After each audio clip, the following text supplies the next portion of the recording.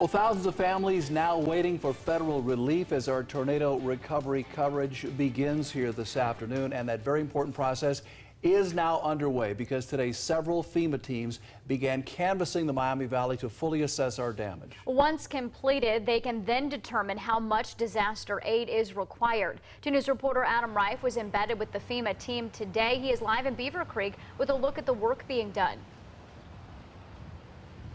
This team is assessing damage here in Beaver Creek. Earlier today, I was in Trotwood where they were assessing damage. That's where the Ohio EMA and FEMA cautioned this could be a long process. They're using cliches like having to jump through hoops and cross the T's and dot the I's. They are certain that money will eventually come to the Miami Valley once this process runs its course. But if you don't have a roof or you can't earn a paycheck because your work is destroyed, you need help right now.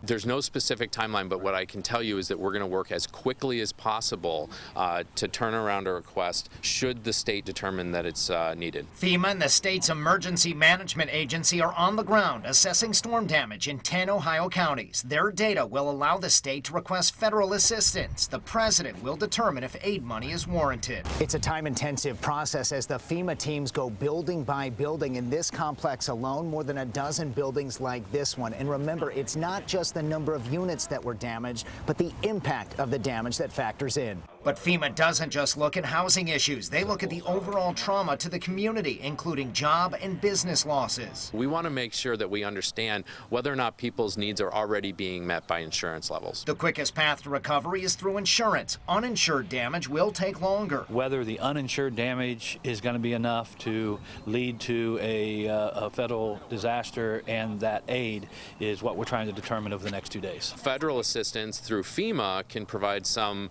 grants to help people get back to sort of a safe and sanitary condition. But those officials warn we likely won't see immediate changes once they leave. The earliest that we could even make a request would probably be next week.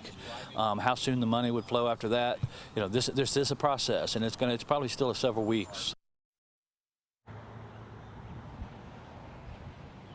So there are layers of bureaucracy that need to be followed from the local to state to federal level and then back down. The Trotwood mayor is worried about people leaving for good. Coming up tonight at 5, her concerns and also what's being done in that city and others to make sure people stay in our communities. Live in Beaver Creek, Adam Reif, 2 News, working for you.